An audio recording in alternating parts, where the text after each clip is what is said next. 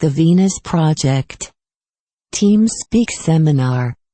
August 5, 2012. This is about qualified observation in language science and behavior. Well, it seems that most people have difficulty in accepting different ideas. So how do you know of the many different things that you hear? How do you know which one to accept, which are valid, which are less valid? What system can we use? So when I mentioned the scientific method, I meant that in most instances, scientists investigate problems and they put them to test. And those that work, they select, and those that don't work, they reject. And those that they have no information on, they hold in abeyance. And so, the more information you acquire, the different your ability to select. In other words, if you don't acquire information, it's very hard to know that which is relevant. There are many people that claim they have seen flying saucers. And there are many people that claim all kinds of things. How do you know? Are they sincere? Are they lying? I don't think so. I think that what they believe they see is not always accurate. People are not always accurate in describing information.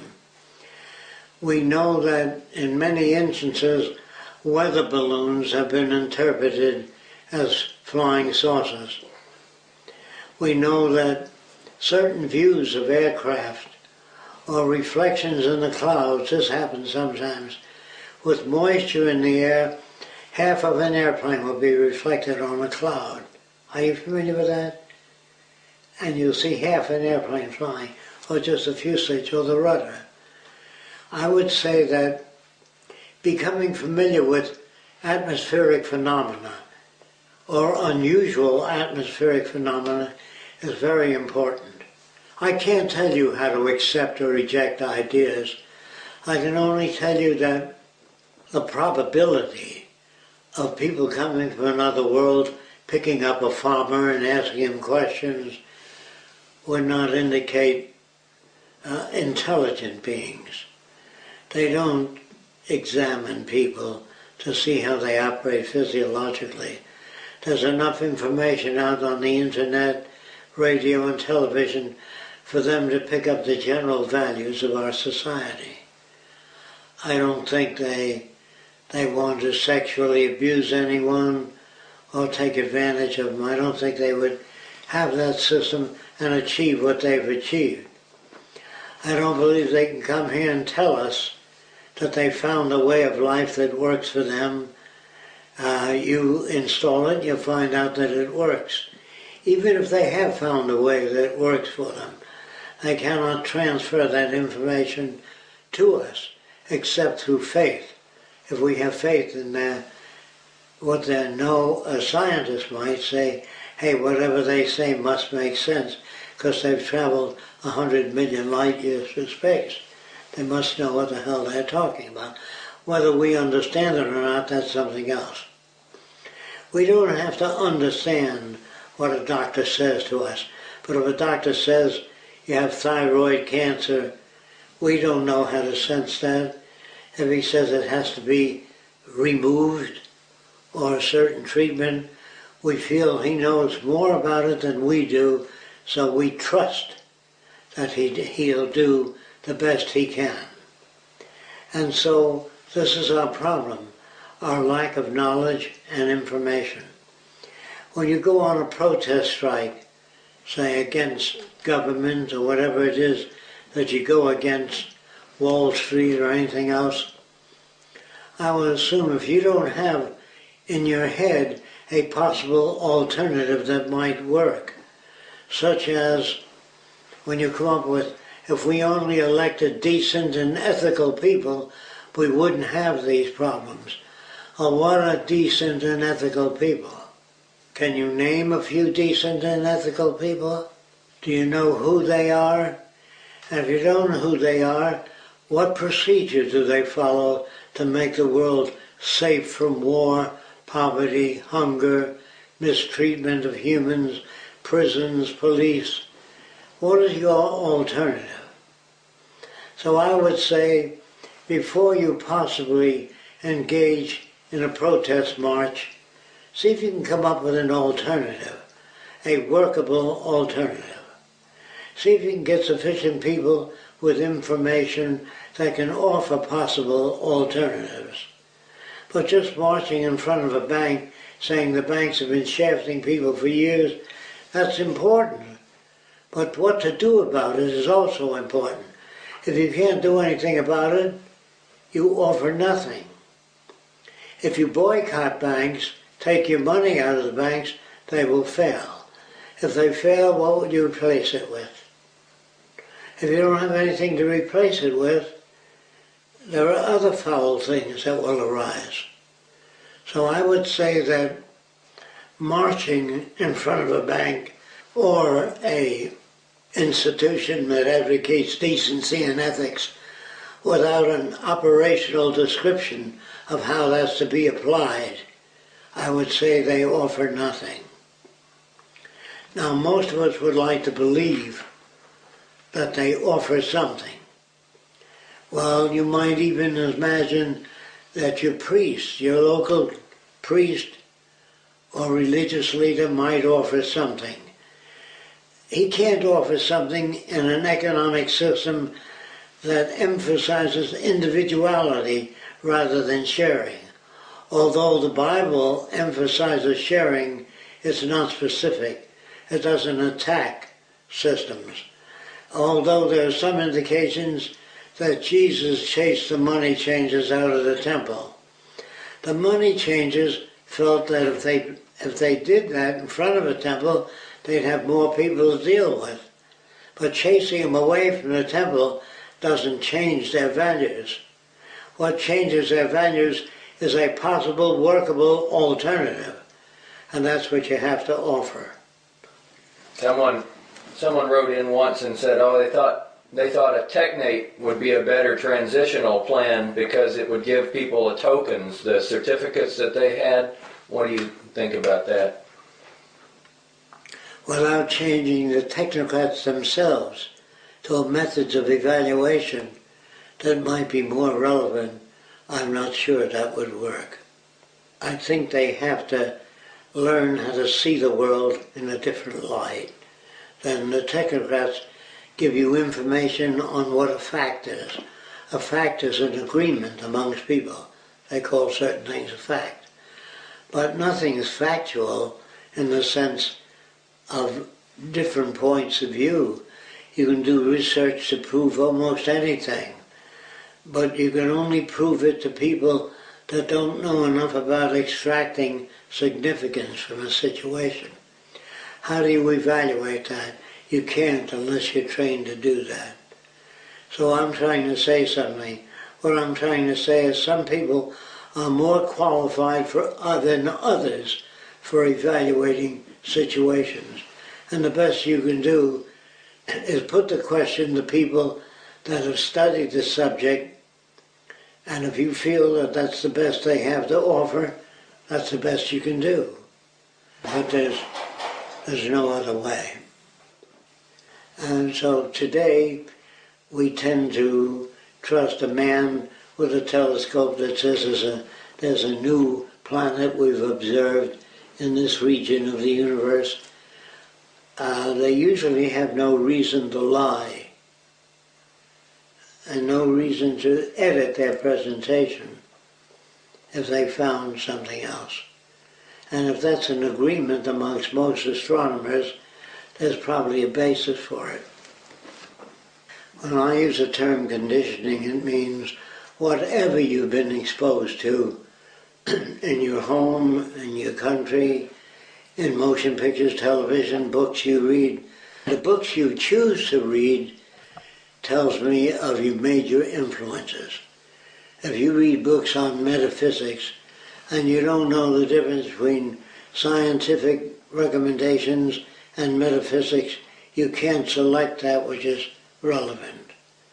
And if you find the scientific method too complex for you to understand, try to get books like the layman's book on science or Introduction to Science. If you find it too complicated and the words that they use you don't understand, try to get an introductory book. That would help. And before you ask questions, try to look into the field a little more.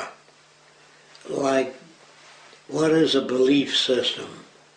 If an honest person that's been honest with you tells you, believe me, there is a God, that doesn't make it so. Even though a person is sincere, absolutely sincere, it doesn't mean they can describe events accurately. This is a terrible situation because most people feel they're sincere. When nations go to war with one another, they honestly believe they're doing the right thing. And they feel, well, everybody you kill has been a threat to the country anyway. So what can you do? You can't just stop the war industries by walking with a sign in front of a munitions maker saying, don't make those bombs anymore. He can't live without making the bombs. And even if you got him in the corner and you can talk to him, and if he agrees with you, how else can he live? You have to tell him. If the nation orders bombs, he makes them. He only does what the nation asks him to do. If the nation says we need 400 airplanes, he says, what kind of planes do you want? How fast do you want them to go? But they have to be faster than the enemy planes, and somebody has to have information. If you get misinformation, like weapons of mass destruction existing somewhere and they don't really exist, you act as though they do. So how do you know that which is true? Well, there's no such thing as truth. There are different presentations of different countries.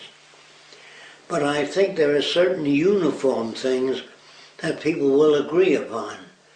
Like I always point out, clean air, clean water, food, relevant education. You can get people to agree on those things. And if you can do that, that's a starting point. I have never heard of another system that explains in more detail than behaviorism. When you say man is more than the sum of his parts, I would say that so is a can of beef, and so is a watch more than the sum of its parts.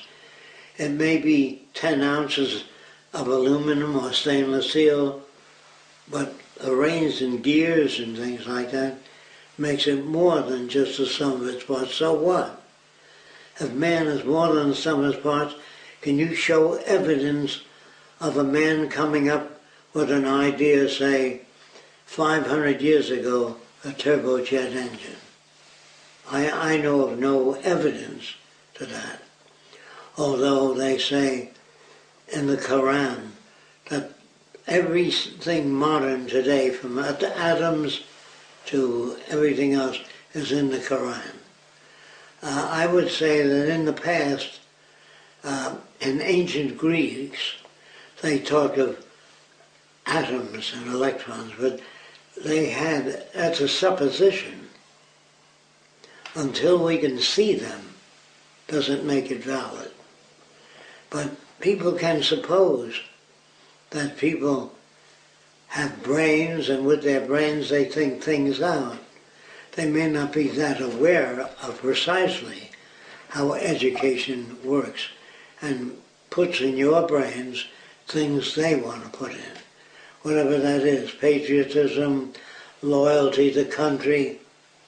There seems to be plenty of evidence that countries set the mind of people.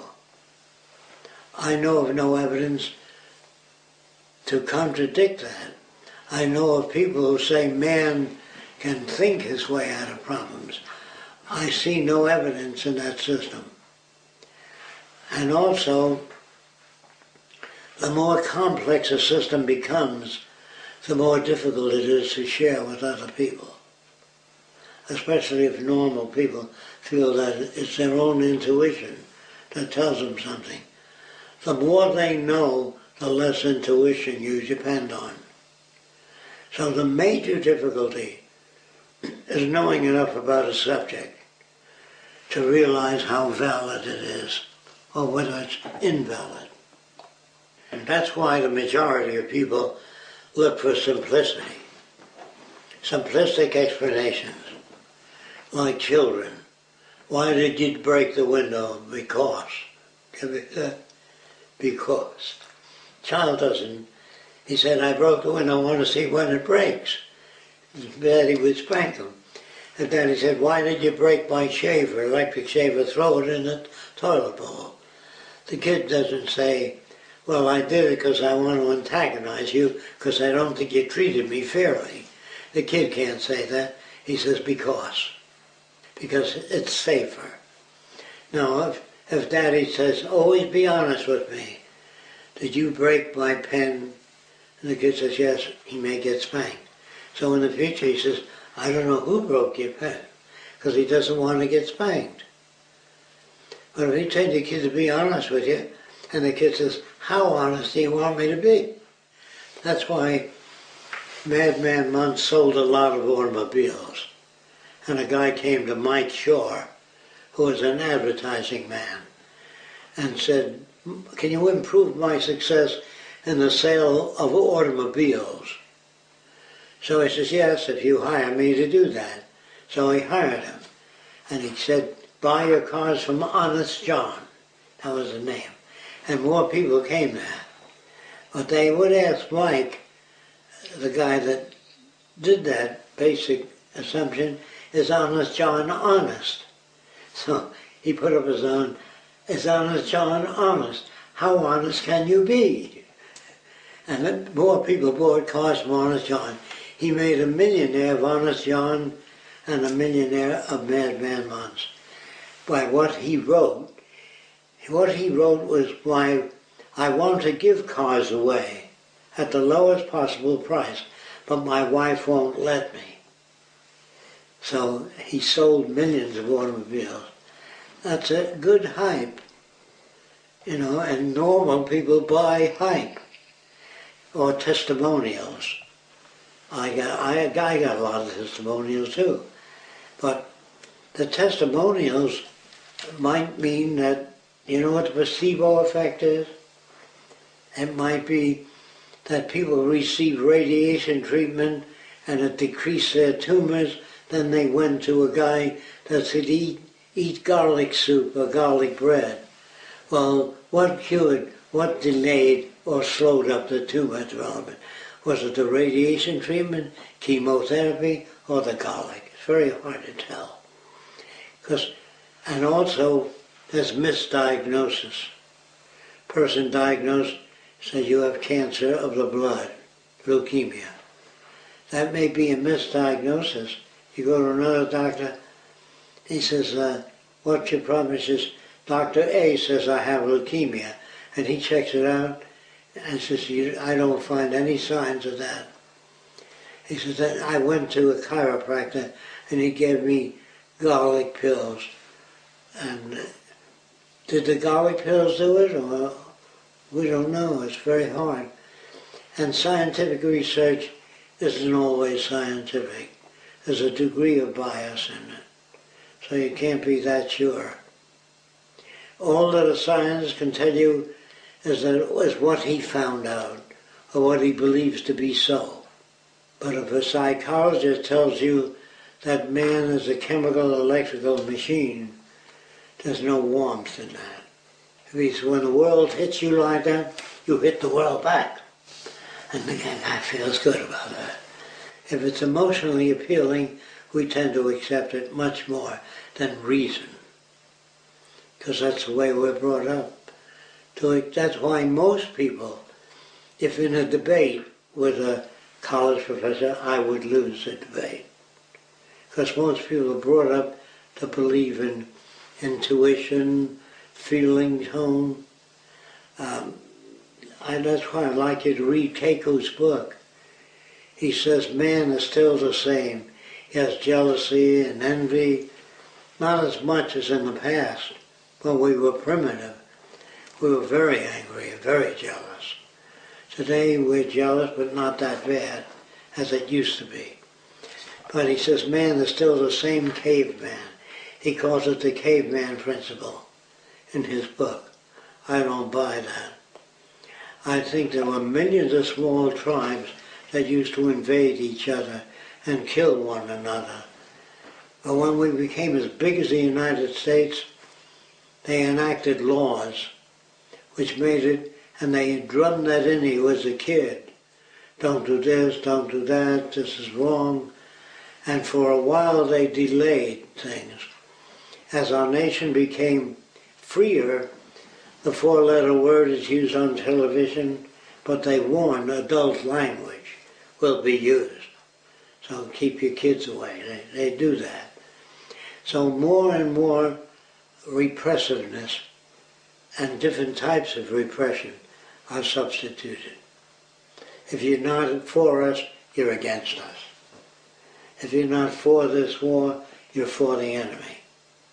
So they invent other things, which are taken up by people. People don't object. They don't ask what you mean by that exactly. Because people don't know what they mean by things exactly. They agree in general areas. They project when you say, do you love this country? You bet, more than my own life. So I'll put my life up for this country. But he doesn't know this country that well. Otherwise he wouldn't put his life up for it. At least not yet. You know, it isn't how long you live. People always ask me, you lived a long time, that's wonderful. I would rather be 35 and understand the world than 109 and not understand it. It isn't how long you live, it's what life means to you, what you get out of it. And I would say that simple explanations will dominate, because they're easy to understand. Complex information is not easy to understand. When a boy says, give me the good old USA, that's easy to understand. It's the red, white, and blue. And it's true, the red, white, and blue. Look at the other countries, they don't understand the living we have. That's no analogy. Understanding what a good analogy is. Even though we have the higher standard of living, doesn't mean we're a better country. Germany had a lot of great things going for it, but the German people were exposed to a great deal of myths also. The Arab world is loaded with myths, but if you explode their myths, they take you as an enemy. They don't say, gee, you've enlightened me in many areas. You have to try to reach an Arab, but you can't take away his myths. If he believes God wanted man to have many wives, I ask him why. They said because man is always looking. Even though he gets married, he looks at different women. So it's the nature of man to have many wives. So they think they're closer than one wife. I can't argue with them. How can I argue with them? If the wives want to live with you, that's fine. If you force them and lock them up, that would be against the what the Venus Project advocates. If 10 women choose to live with you, whatever their background was, that's okay. But you can't say the right way is my way. So they will produce what they produce, you know. And I can't tell a person, people write and mail me a manuscript. Well, whatever motivates them to write that manuscript is something different than I want. I want them to write about the Venus Project and keep it consistent and make it interesting to normal people. So I can't tell whether they're good writers or bad writers unless they write about something that I identify with. If I don't identify with it, I can't evaluate it.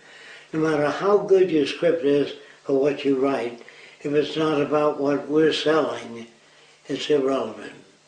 Am I the ultimate decision maker in that area? Until somebody else comes along and suggested other methods. I do get a lot of suggestions from a lot of people that are not based upon adequate studies, I would say. But only an outsider can tell whether it's biased or not. Do you know what? I can't tell. When a person says, Fresco, what do you really like? Well, ask Joel, and ask Larry, and ask Helen, and ask Bob. You'll get all different descriptions. You know, nobody sees Larry as Larry is. And if I write an autobiography, I don't like to say I'd like to fart in public, but I can't. There's certain things you edit your own behavior. You're not going to put down the fact that you jerked off 3 times on Wednesday. You know, you're going to put that down because people can use that against you. You know what I mean? So why bother telling them things that they can't use efficiently? That's why people don't discuss their personal lives, because people use it against them. When you say, when I was 7 years old, I stole a wristwatch from a jewelry store. So they got something to use against you. When you were 7 years old, so what? What are you telling me? You're giving a person munition. I would say a person that was married 5 times hasn't found the right person yet. That's what it means. It doesn't mean that they're terrible people. If you're married 20 times, you still haven't found the right person. The more complex you are, the more difficult it is to find the right person. You may need different types of people to meet those different needs. The right girl may not be the right girl sexually. The right girl sexually may not be the right girl mentally. You know what I mean? So I would say people are caught between a multiplicity of different values. I can't say anything more than that about that subject. But I can't say you're right or wrong. That I can't do. If you're conditioned that way, that's your value system for the time being. If I talk to you, I expect in time your value system to undergo some changes. Not complete, but some. And that has to do with background, what you read, where you're coming from, and the behavior picked up. I met a woman that lived on Miami Beach that told me that a next-door neighbor was taking things out of her drawer. And she'd look in there and she'd name what was taken. So she said she comes every night when she's asleep. Now it sounded like she was imagining things. So I said to her, put tape in your drawer, tape it a certain way, and if it was open, that tape would be destroyed. You can tell. Instead of projecting, she's opening more drawers, taking more things. She kept thinking along those lines, and the psychiatrist calls it paranoid. When you take your own thoughts and multiply them and extend them, you can extend them into all kinds of dimensions. But if you put tape in the drawer, 2 places, so if the one doesn't tear, it means that somebody has opened your drawer, or else you didn't put the tape on securely. But if you put 3 tapes on and they're all broken, it means somebody did open your drawer. Do you understand what I'm saying? The scientists could go off in all kinds of metaphysical directions. That's why they do research and they put it out. I don't know if you know that. They write an article on what they did. And so other scientists try it. If they get the same results, they agree. If they get different results, they say, no, I find different results. So whenever you work on a system, they say share it with others. You can't always share it with others unless they're broad enough to share it with. You can't share your life with a person that's half your age. You know, you may want to, but you can't because they don't have enough experience. Nor can you share values with people that think differently than you. You can attempt to share your values. That's the best you can do. And if you succeed in sharing some of the values, that may be possible. By the way, I don't like what I'm saying. I wish it were possible to share your values directly with everybody. I really do. I'm sorry that the government's in charge. I can't walk over. I said, why don't you go to your senators and talk to them like they have open ears and a background enough to understand? That makes assumptions. Well, you convince me, why can't you convince them? Because they feel they're senators, you're not. That they know more about it than you do. According to reading up on Kennedy, he was a womanizer, according to Kennedy. He liked different women, although he was married.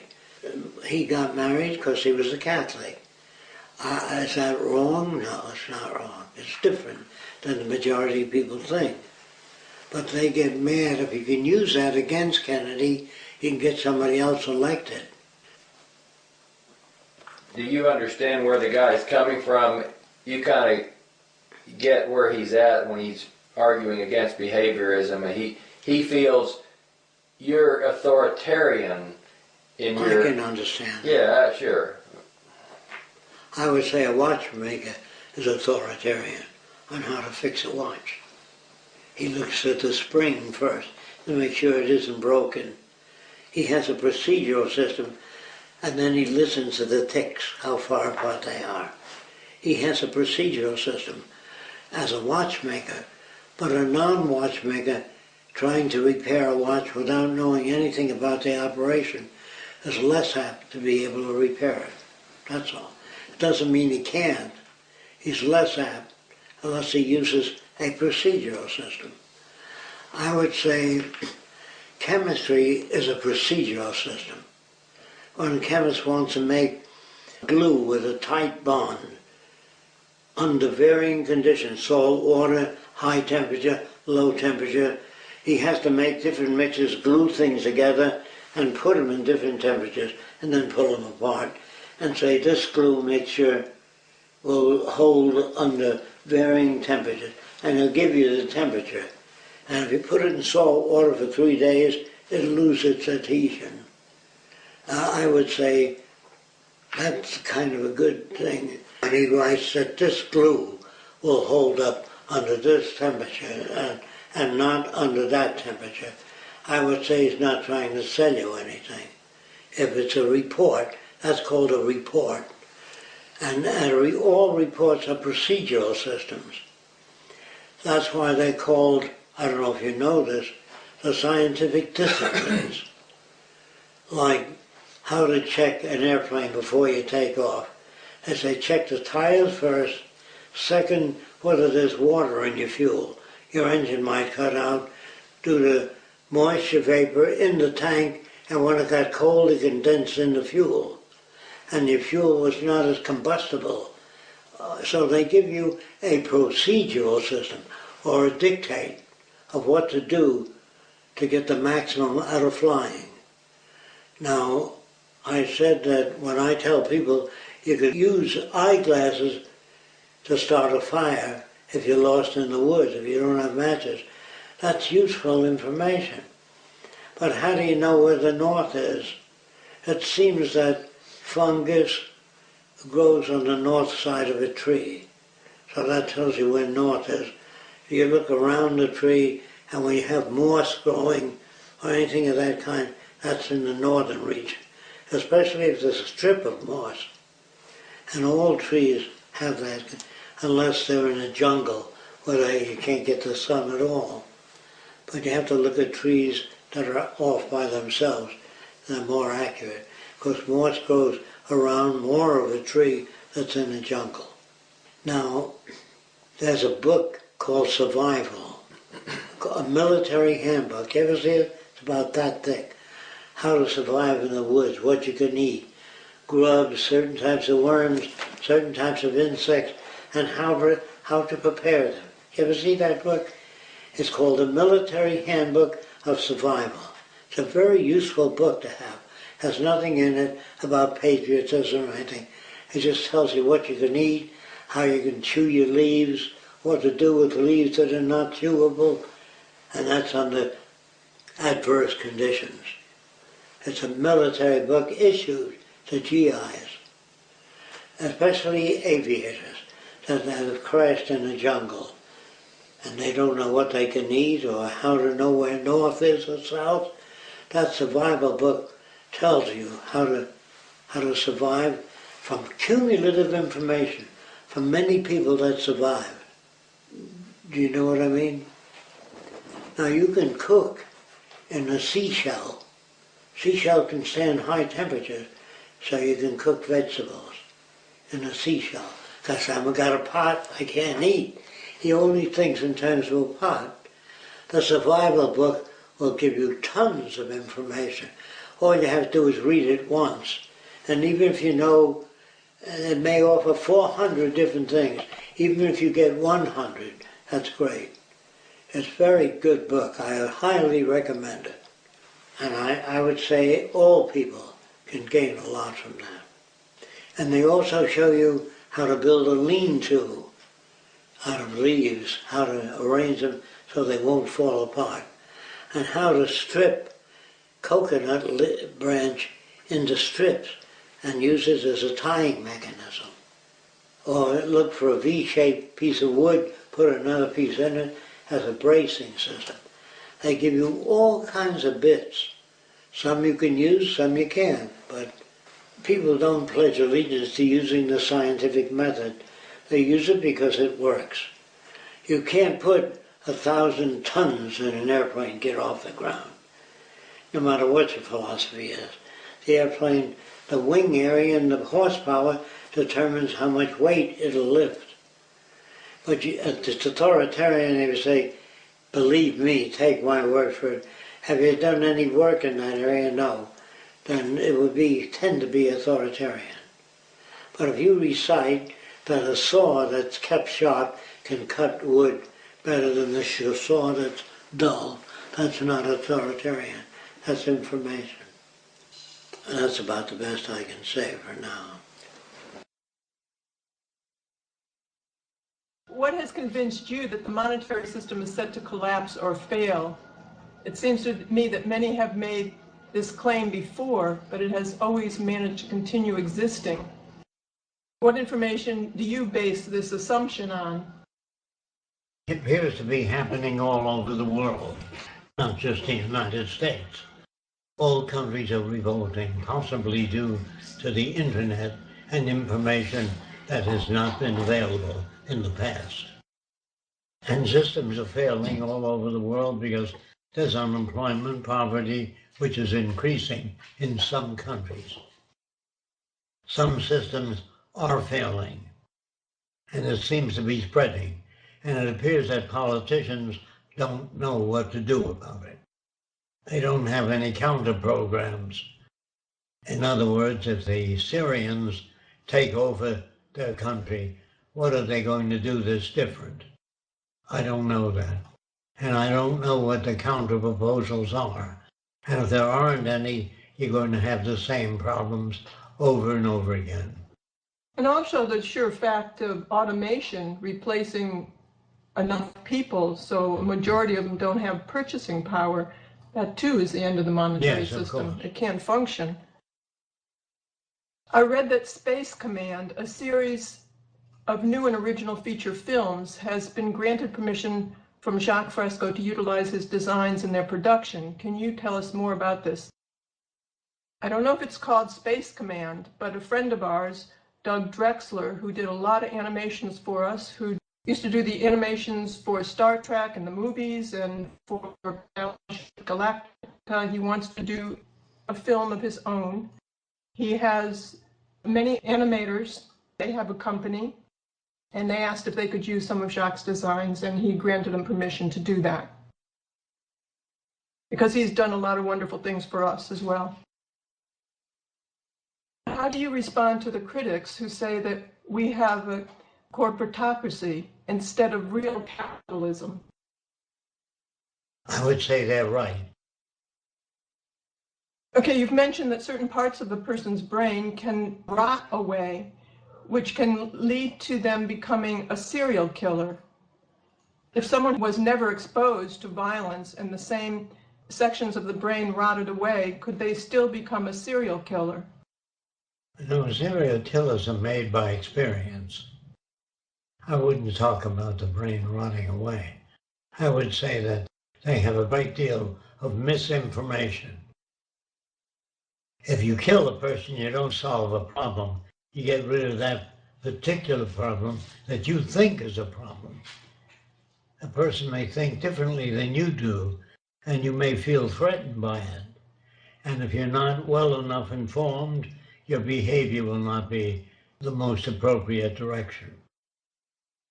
You cannot select an appropriate direction unless you understand the situation from many points of view.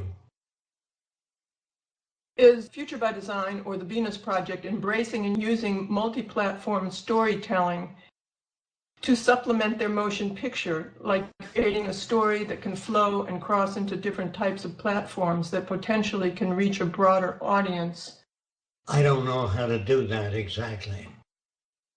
We are using an idea of kind of storytelling in the motion picture that we've been developing. Yes, we're trying to describe what a saner society might be like. Yes, you're talking about how that. they make their decisions, how they arrive at decisions. Ecuador is one of 6 countries officially accepting world passport. That's nice. Do you think it would be the best place to build the first city so that people all around the world have no visa problems to come there in the hot climate, like support needs less time? Yeah, we think Ecuador would be a wonderful place to build a first city, or many of the Latin American countries as well. We just don't have any contacts there. We have tried, but we haven't been able to really make contact in order to follow through on a city. In the Venus Project, would it be possible for people to become too dependent on the resource-based economy system? No, they will learn how to utilize resources intelligently. In doing that, they conserve resources. It has nothing to do with survival. If you don't have the resources, you can't do it. We all depend on resources, clean air, clean water, and availability of the necessities of life. If they're not available to all people, you're going to have discrepancies and violence and behavior that is not the best. I don't know if he's referring to, he doesn't say, when he says too dependent on a resource-based economy system, whether he's referring to technology. We all depend on resources. If it's not available, we cannot live. We depend on, that's what resources mean, right. Technology available. What if, for example, there was a huge disaster that would cause the RBE to suddenly stop? How would people survive? Would they be independent enough that they could survive until they got all the systems back online? It depends on how big the disaster is. I can't answer that. If it knocks out 90% of the necessities of life, we will not make it. I think they'd be much more equipped to do that than within the system we have today. Yes. Because people are so specialized. In the future, people would have a broader frame of reference and be educated in many different areas, even as to how to build lean-tos or make arrowheads from school at an early age. So they would be able to cope. And a lot of things are local in terms of where they need to get resources and food and things like that. And energy which generated local. They will be schooled in alternative methods of survival. Today it would be sheer chaos. Jacques, you've stated that there was no point to build a new Venus Project city now on online seminars dated in March 18, 2012. If so, what's the point of attending a meeting with Russian sponsors regarding the same topic?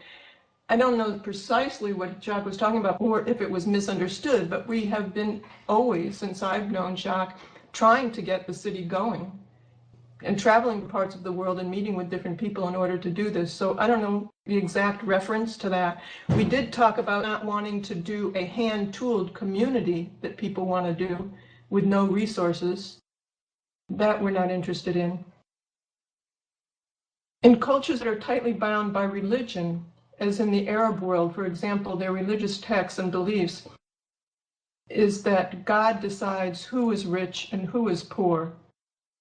How can we introduce a system that may seem to nullify their belief system? By using the same methods that enable you to grow out of your religious background. In other words, share with other people your knowledge and disagreements with religion. And if you can persuade them to utilize more of a scientific method, you can spread the new method. If you don't know how to do that, if you're not good at selling the idea or pointing out the shortcomings of religion, you cannot change people. It seems to me in order for the scientific method to be applied efficiently, scientists have to be conditioned to surpass ego patterns of behavior. What methods is the Venus Project planning to use to condition people out of acting out of ego? By pointing out the disadvantages of ego, how ego does not really enable a person to advance. They can win one-upmanship, but they cannot win an overview.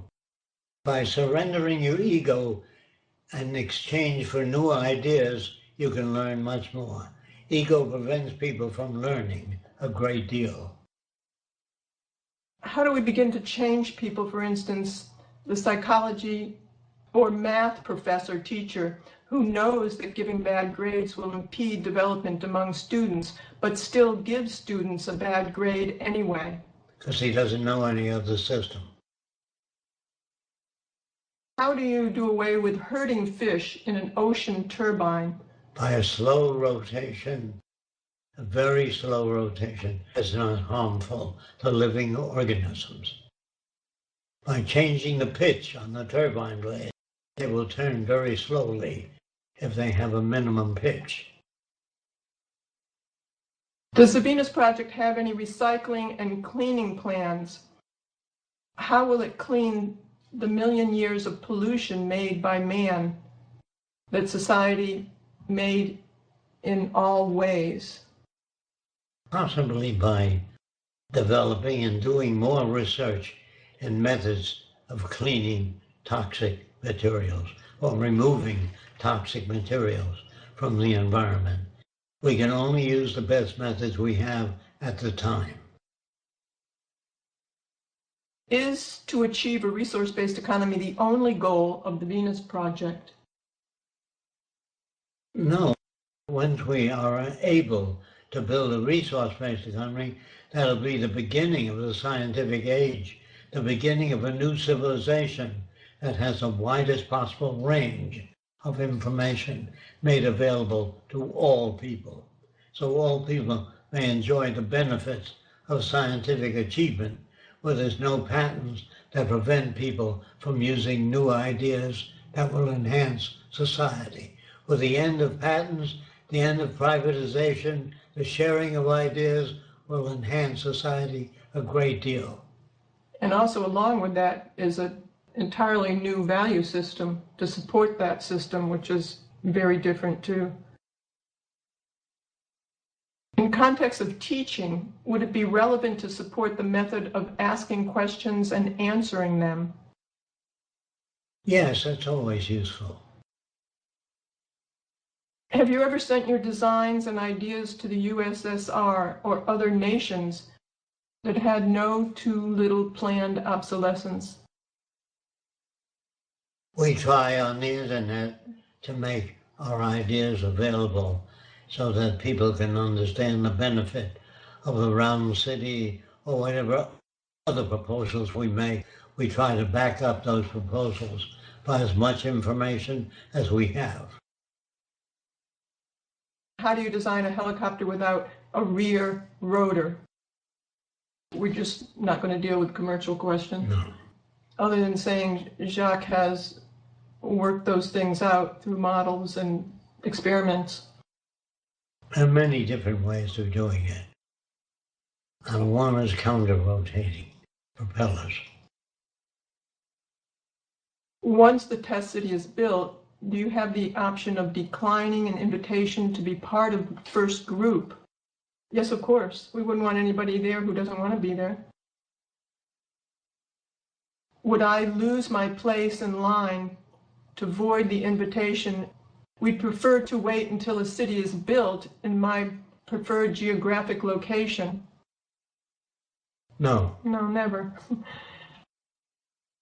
What do you think about genetic transformations in food production? With careful studies and long-term measurements on the negative effects and positive effects, after we do long-term studies, I think that was the only way to make a decision on genetic modification.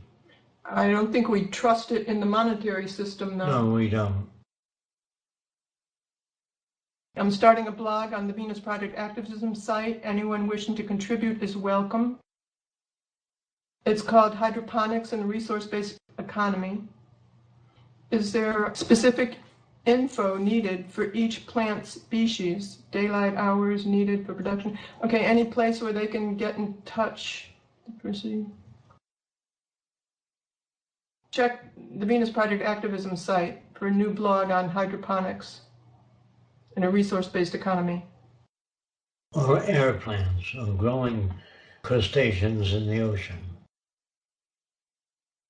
What does Jacques feel is the most productive way of bringing awareness, infiltrating and playing the system, bringing a resource-based economy-related materials carefully and subtle into the work you do, or to fully embrace the focus of bringing awareness on a resource-based economy? Do you think it should be done subtly in where they work? I guess they're asking, or No, fully meetings. Embrace it? You do it in meetings. You discuss the best you know and as much as you know about the Venus Project, and tell others how to look things up on the Venus Project. We have a lot of questions and answers and a lot of different procedures if you learn how to look up the venusproject.com. I would try any way that you can. Try different methods. Try to confront directly and try and do it subtly, depending on who you're talking to and what you're doing. See what works. Do you agree that the world that we see around us is actually just an illusion, and therefore just an experience in a physical state? The world as we perceive it is made up of atoms, is it not? And atoms are not solid. If you disagree, why? I don't disagree. I think that there is a way of looking at the world, and there is a way of operating everything on Earth for the benefit of people. And to the degree that you divert away from the reality, you have more suffering. If we use really related systems in evaluating the world around us, I think we can do a much better job than projecting values that do not exist. Yeah, you have to remember that if you don't get enough food or water, you die. If you get hit by a car, you can be injured for life or you die. So these are the systems that we live with, and these are the systems that have to be worked out to our benefit. In the future, do you think that it's possible that a class structure would develop between the people who work and those that don't? No, I don't see any difference. I don't see a class structure. I think, too, if people are raised well and they're healthy, they will want to participate and work. And it wouldn't be so much the idea of work, and be doing things that they'd like to do that would help others at the same time. That's very accurate, Roxanne. One more thing, there's a question on when certain things, Corsan and other things, are taking place.